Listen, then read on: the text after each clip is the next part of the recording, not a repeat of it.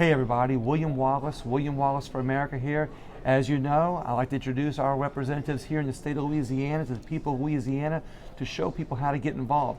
We're in the House chambers today, and today I'm with House Representative Mike Johnson, District 27? 27, and we're in the House chambers, so you're going to see some activity going in the background. They're getting ready to start session here in a few minutes, so keep an eye out. Don't just listen to us, but keep an eye out. You might see your representative in the background.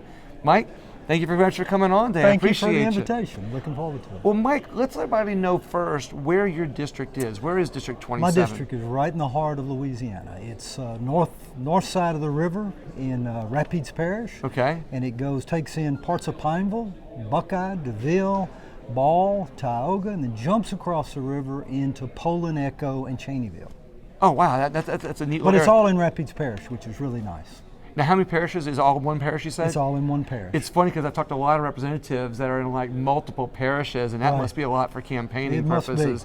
It must be. Well, what it makes up your? What's the most important thing in your district? What's the biggest industry? I'll say. I don't think it's that much more different than other parts of the state. It's jobs, economic development, and education. Those are the things that people are most concerned about.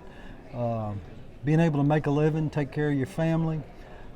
Clearly, insurance rates is a big concern because it's gobbling up bigger portions of our income, of our hard-earned income. So that's been a big emphasis for me this session and last year, and so we're working in those areas with particular realization that we've got to create jobs. We've got to keep our young people here because we're educating some smart kids, and they're going off to other states or other jobs, and that's not what we need to do. We need to keep them here as much as we can so they can help contribute and take care of us when we get old. I like hearing when our representatives have their eyes on how we can keep more of our bright and youth here and just all of our youth, because that's our future here in Louisiana. Absolutely. So why did you run for office? I have I grew up in central Louisiana. I grew up in Pineville. Yeah. Went to high school, Pineville High School, went to Louisiana College where I met Sheila and we were married, and came to law school and then went right back to Pineville. Where'd you go to law school? And I went here in Baton Rouge, Southern University Law School. Blake McGee's with the Southern, right? Oh yeah, there's a bunch of these folks down here graduated, so from law school. And came back to Pineville, set up a business, and I have... What's your business? Insurance defense, and general practice, and a little bit of everything. When you're in a smaller town, you do a little bit of everything. Yeah. But we've done that, and then I really felt like service isn't running for office initially. Yeah. So for 36 years, I've served as chamber board president, board of trustees president, secretary treasurer of United Way, helped start the Rapides Children's Advocacy Center, and just worked everywhere I could, parent-teacher organizations. And I waited till I was 60 years old to actually run for office, because I know the trend now is just to get out of school and just go run for office, but I think I wanted to make sure that I had enough of an understanding of what the people needed before I asked for their vote.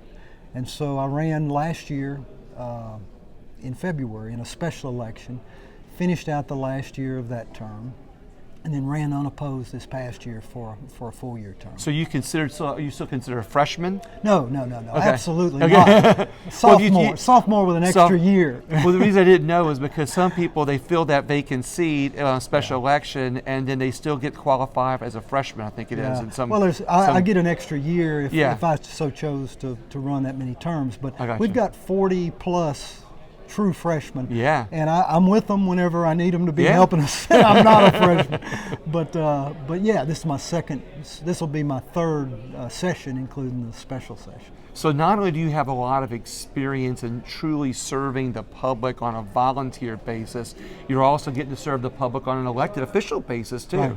So you understand all the dynamics. And so you told me your background, you told me what's important there. What do you think is the most pressing issue for your district? Well, I think it's the same thing. It's jobs. Same as Louisiana. It's the quality of life. It's the ability to raise your kids, have them be educated, and then get a job. Yeah. And then along the way, you have to worry about things like the cost of living in Louisiana, getting lawsuits. Yeah. And tort reform and things like that. But I think we all pretty much statewide, and one of the things about being in the legislature is you get a better idea of how people in the northwest part of the state think about things as opposed to the people in the southeastern part of the state. Right. And they have a lot of differences. In some ways it's like different states. Yeah. But they all have the same core thing.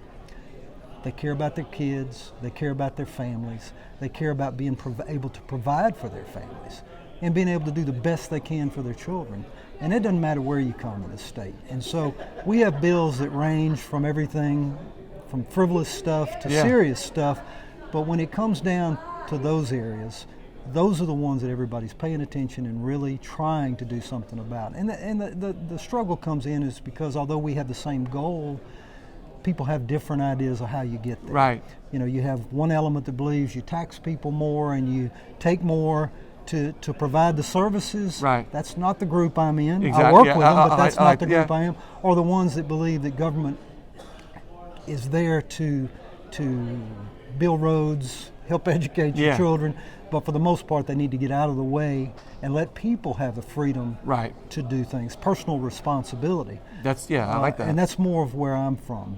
But I've enjoyed this last 18 months particularly, and the COVID situation has created a whole new set of dynamics as to what we do, because if folks think that getting elected to the state representative means you put on a pin and you put on a suit and you just come down here and eat shrimp cocktail and visit. It's not, and it's particularly not when you have a crisis like we've had. I mean, we have worked 12 and 14-hour days in our office answering phone calls, trying to help people get their unemployment benefits. I'm glad you're sharing this with me because a lot of people don't realize that. No, and to me that's the part I like. This is okay, but I really like whenever someone calls me and says I have a problem.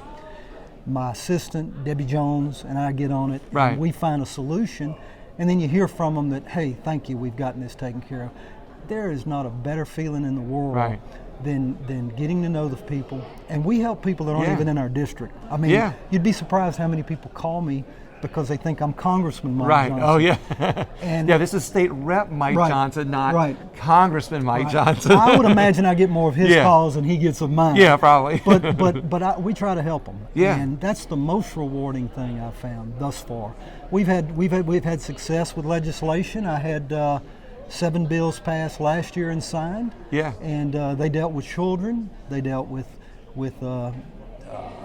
child abuse. Some of them dealt with support of children. Our military is big with me. I passed a bill this year that takes care of injured and injured National Guard soldiers. Oh wow! And the families of Guard soldiers who have passed away in service.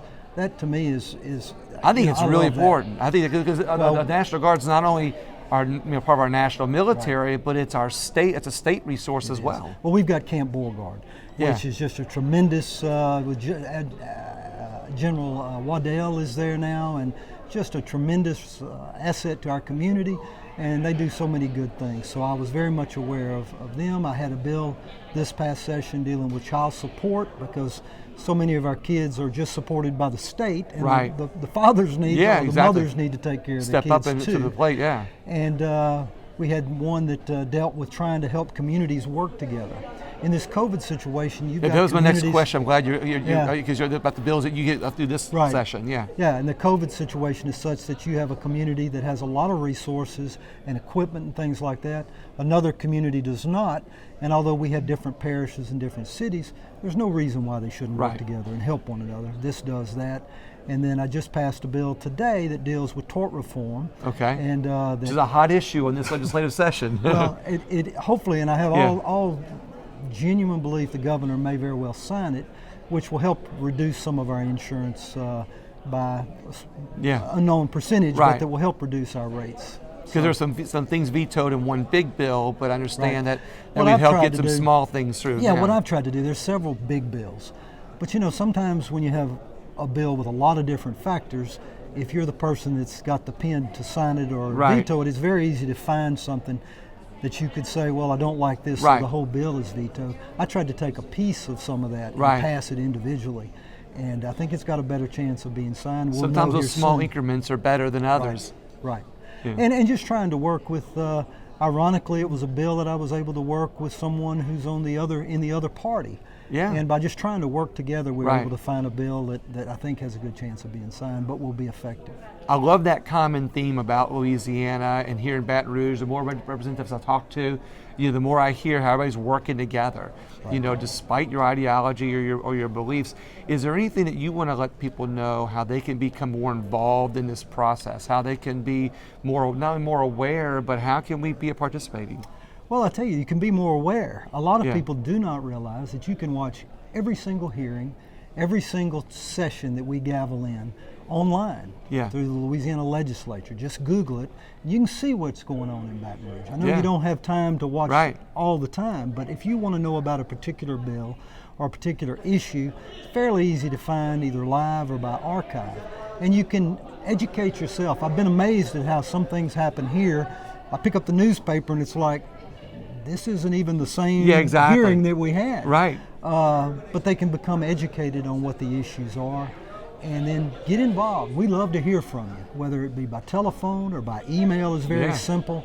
I want to know what people think. We have ideas, but we represent the people that Right. elect us. So we need to know those ideas and some of the ideas on how we can do better. It doesn't have to be a bill. If there are things that we can do to help make our community more attractive to business, if we Right. can do things to help small business. We just passed, and I was a co-author 2 weeks ago, of $300 million in grants to go to small businesses. Oh, wow. And it came from some of the CARES money, but Yeah. we directed it specifically to our small businesses.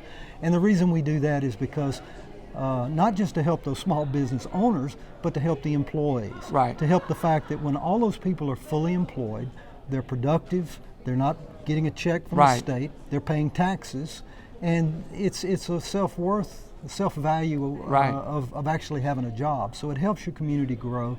It gives lifeblood to the future, and that's what I'm really about. I want to see Louisiana be better than it's been, so that maybe we can keep our kids here. Maybe we can educate our kids here, Right. and then keep them here so they can raise their families here, and keep our state moving forward. We're not very high on a lot of lists, and if we don't do the things that we need to do, which are going to be different than the way we've done in the past, Right. we're not going to see a change. Exactly. So that's what I'm committed to trying to do, and that's what a lot of these folks, particularly some of these younger freshmen, Yeah. as we Yeah. call, are trying to do. Which If is you to keep try an to eye, do you that. can see which ones he's talking about.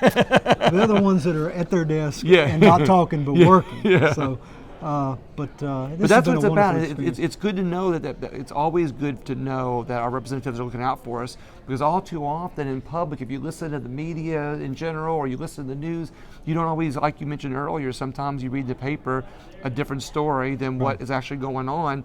But when you actually watch and pay attention and listen to these representatives, you're going to see more and more of them are listening to us. And that's what's important. Yeah. Something we've tried to do in the past, I don't know that we'll be able to do it this year, is before every session, I have 3 geographic areas in my Yeah. district. Pineville and then the Ball area and the Buckeye area Yeah. and also Cheneyville. And I try to have town hall meetings. You'd be surprised at how people will come to those meetings. You wouldn't think on a Tuesday Yeah. night at 6 o'clock, but we'll have 100, 150 people that'll show up. And in the past, we've done 3 before the session to get their ideas, Right. and then 3 after the session. I don't know if we're able to do that with some of the Yeah, restrictions. exactly. But I look forward to doing that again, because I want to hear what people have to say. I want to know what they think. And more than just criticism, I want to know ideas. If Right. they have thoughts on things we can do, because I'm just I'm just what the word is, Exactly. as a representative, and I don't have all the answers. And I welcome those ideas that folks have. That's sort of the way that the National Guard bill came up. Exactly. Someone suggested it to me, and we researched it and were able to get it passed. And that's what I hear from most representatives. A lot of these bills that are getting passed through are recommendations from the people they represent. Right. So I want to thank you very much for your Well, time, thank you Mr. very Representative much. Mike. And Almost said Hey, congressman.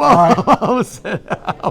But so for everybody else watching the video, please share it. Please share it with people. And this is the type of representative, Mike Johnson, that's doing the work for the people. And learn more about him and learn more about the representatives in your district. Thank you very much for tuning in, everybody. Have a great day. Thank you. Bye-bye.